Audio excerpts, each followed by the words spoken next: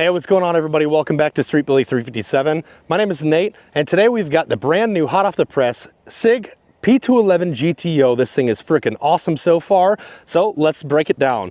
This is a 9mm double stack 1911. It does have a 3D printed compensator, which they're calling the Mach 3D. It is advertised to reduce the muzzle rise by 30%, which is pretty awesome, and I would say it's probably pretty accurate. I don't have any way of measuring it, but just shooting it a lot, it does pay off. This does use the P320 X5 magazines, and today we're going to be running the 21 round mags in it. The trigger comes in right between 3.5 and 4 pounds of pressure, which is absolutely fantastic.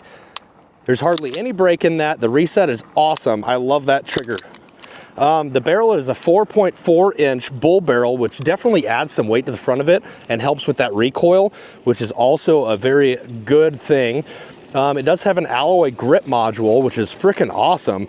This is my first, well, not my first, but this is one of the few that I've ever owned that actually has an alloy grip module.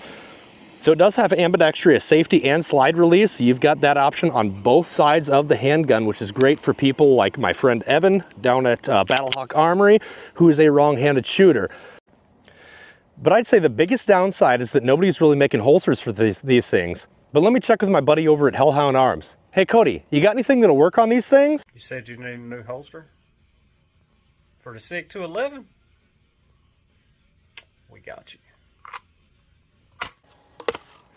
So here we have a Hellhound Arms holster. This thing is so freaking cool. I've been carrying their in the waistband one for a while now, but now I've got an outside the waistband one. This is a double retention, which is awesome.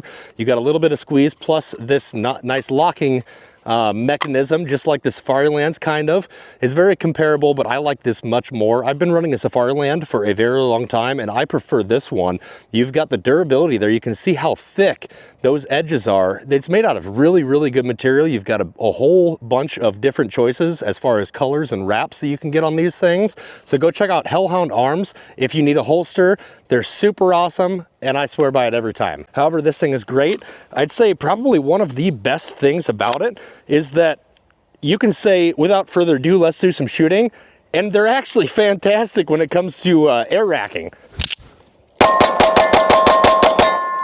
So those were the first shots. I've shot it a bit throughout the last couple weeks to a month, but doing this review has really paid off. I've actually got the chance to be putting some rounds through it, and so far I'm really impressed with it. So let's run some drills with it.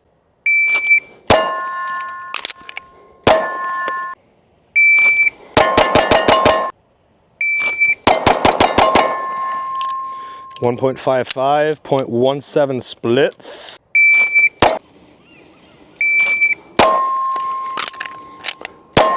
So one of my complaints after shooting this quite a bit is that I will have to look and see if there is an extended slide release, because this one is just not really long enough to cut it without completely losing your grip and maneuvering it.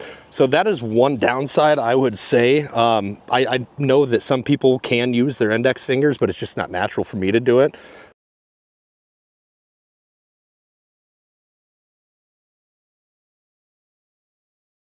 Let us take a break and talk about our sponsor. The sponsor for this video is Brownells Incorporated. As a professional gunsmith as well as an avid shooter and outdoorsman, I've trusted Brownells throughout the years to provide all of my needs as far as tooling and equipment, parts, ammunition, the unmentionables, you name it, they've got it.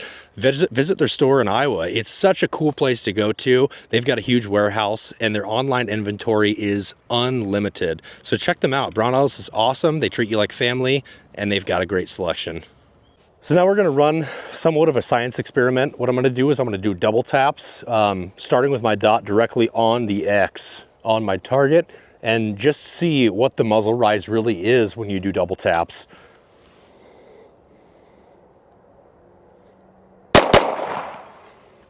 All right, well that wasn't too bad. Honestly, that's I'd say it's pretty good. As you can see, both of our shots are right here, and that was about as fast as I could pull the trigger, so I'm really impressed with that.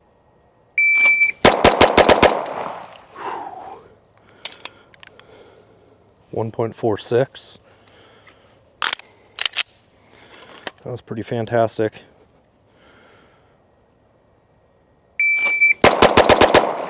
Oh man, the bump fires are real today.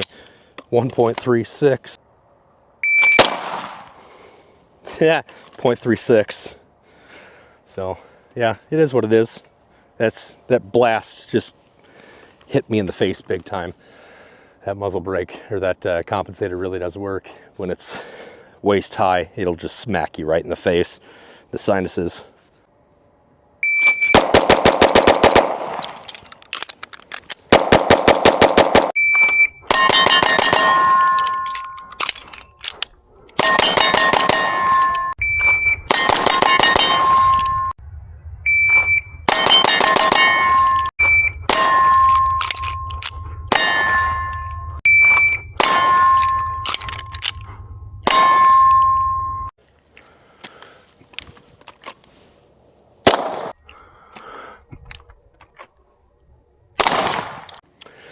So in conclusion, here it is. Yeah, this gun's absolutely fantastic. The grip module is fantastically grippy.